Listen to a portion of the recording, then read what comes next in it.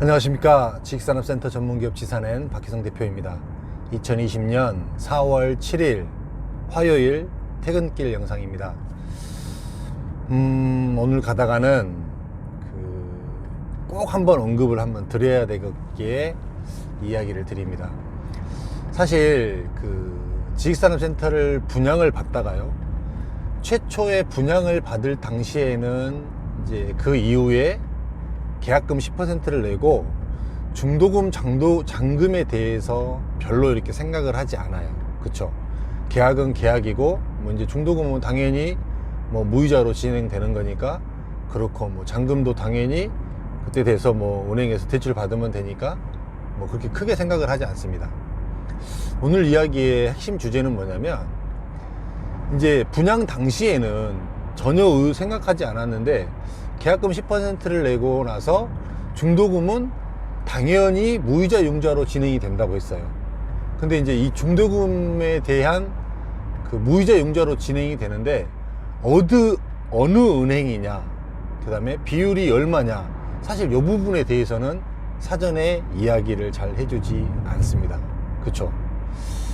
이 중도금에 대해서 이제 어떤 부분이냐면, 사실 이제 중도금 규모가 크면, 건물이 큰 경우에는 그 중도금을 한 은행에서만 받지 않고요, 두 군데 은행에서 받는 경우도 있습니다. 근데 이게 이 중도금 자체를 대한민국의 제1금융권에서 받으면 아무 문제가 안 돼요. 신용에 문제가 된다든지 이러진 않습니다. 이 중도금 자체는 말 그대로 내가 이거를 분양을 받고 내 신용을 제공해서 은행에서 대출을 해주는 겁니다. 집단 대출로. 그래서 무이자 융자라는 것 자체가 사실은 이자만 시행사에서 그거를 대납을 해준다라는 이야기예요. 사실은 과거에는 이 중도금에 대해서 이자를 이렇게 무이자로 이렇게 시행사에서 대납해주지 않았습니다. 이게 사실은 분양을 잘 하기 위한 방식을 찾다 보니까 무이자 융자 방식이 나왔어요. 중도금을 다 자기가 잔압을 하게 되고 이렇게 되면 굉장히 자금적으로 부담이 되는데, 그거를 분양자가 최소한으로 돈을 들어가게 만들고 분양을 잘 하기 위해서 중도금 무이자 융자를 선택을 하는 거란 말이에요. 근데 문제는 이게 아니고, 처음에는 중도금을 이렇게 어떻게 받는다라고 이야기가 없었는데, 중도금을 자설을 하러 가서 받는데 대한민국의 제1금융권이 아니에요. 제2금융권의 은행에서 대출을 받는 거예요. 그럼 이러면 어떤 상황이 생길까요? 생각해 보세요 한번. 이러면 어떤 상황이 생길까요? 제1금융권에서 대출을 받게 되면 정상적인 신용이고 정상적인 관계니까 상관이 없는데, 2금융권에서 내가 대출을 받게 되면 말 그대로 2금융권에서 대출을 받았다라는 개념이에요. 이거는 2금융권에서 내 신용 조회를 했다는 것 자체만으로도 내 신용이 등급이 떨어집니다. 신용 등급이 진짜로 떨어져요. 근데 이거를 아는 사람은 많지 않습니다. 사실 이거를 자기 신용을 관리하고 체크하는 사람인 경우에는 알아요. 근데 중도금 대출을 제2금융권에서 받아갖고 신용 등급이 떨어졌다는 것을 아는 사람은 정확히 당해본 사람만 알아요.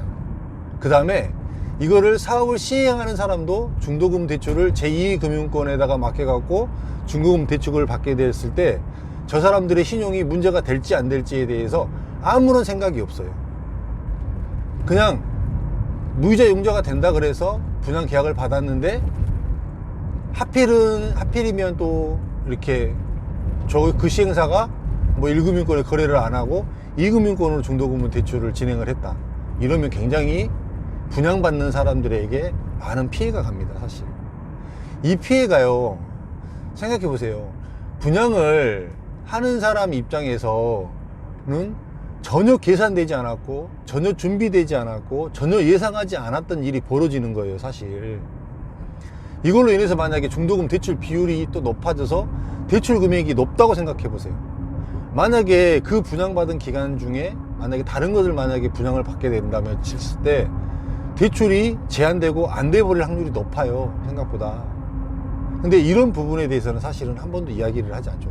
사실 저도 별로 이야기를 안 해드리려고 했습니다. 안 하려고 했습니다. 별로 이제 저희 업계 쪽이고 저도 이거는 해당되는 일이기 때문에 사실은 별로 이렇게 얘기를 딱 꺼내고 싶지는 않았어요. 근데 조금 많은 사람들이 이런 케이스가 많이 걸리는 것 같아요. 그래서 한 번은 제가 늘 하는 이야기처럼 제 영상을 보시는 분들만이라도 미리 체크해서 분양 받을 때 그럼 중도금 은행이 어디냐, 중도금 은행이 어디냐, 1금융권이냐 2금융권이냐 이 정도만 알아봐도 됩니다. 1금융권으로 가면 그래도 괜찮아요. 근데 1금융권이냐 2금융권을 알아봤는데 이게 2금융권이다. 사실 근데 또 그것도 그러네요. 이거를 사실 분양하는 영업사원이 알 방법이 없습니다. 사실은 그거는 사업을 주관하는 사업 주관사가 모든 것들을 자금적인 부분들을 진행을 하기 때문에 사실은 영업하는 사람이 이거를 거의 모른다고 봐야 됩니다. 또 그런 부분도 있겠네요. 그렇게 되면 그냥 사업 시행자한테 이거를 어떻게든지 확인해 달라, 나는 이 중도금을 어디서 받는지가 중요하다, 이 부분을 미리 알려달라, 이렇게 이야기를 하고 요청을 해야 되는 상황이어야 될 것 같습니다. 그래야 가능할 것 같네요. 이 부분이 좀 이야기가 드리고 싶었어요. 내가 모르는 상태에서, 내가 인지하지 않고 있는 상태에서 내가 그냥 뭐 무이자 용적을 해준다 그래서 대출을 받았는데 내 신용 상태가 떨어졌다. 내 신용이 떨어졌다는 건 뭔지 아세요, 여러분들? 그거는 비용으로 발생되는 거예요. 내 신용이 좋으면 좋을수록 은행에서 대출받는 금리가 떨어져요. 근데 내 신용 등급이 올라가면 내가 내야 되는 돈이 올라가는 개념이에요. 그래서 간과해서는 사실은 안 되는 일입니다. 사실은 이 부분이 있는데 참 사실 굉장히 중요하고 굉장히 민감한 이야기임에도 불구하고 분양하는 사람, 분양 물건에 대해서 단 한 번도 이거에 대해서 중도금 대출은 어디서 받는다라고 언급해 주면서 분양을 하는 곳은 제가 봐도 없었던 것 같아요. 제 영상을 보신 분들만이라도, 뭐 저는 유명한 사람이 아니잖아요.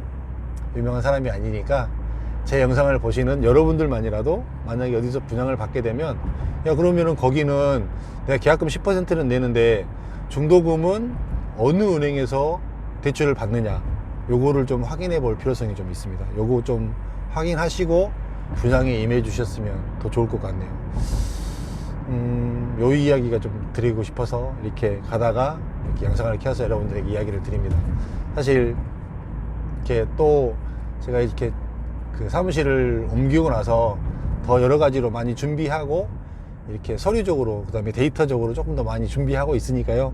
여러분들 뭐 제 사무실에서도 언제든지 편하게 놀러 오시고, 그 다음에 또 조금 더 이렇게 데이터적인 자료들, 현장에 관한 이렇게 현장 이야기들 조금 더 앞으로는 나누도록 하겠습니다. 그렇게 하시고요. 행복한 밤 되시고 또 내일도 파이팅 하시기 바라겠습니다. 퇴근하겠습니다. 감사합니다.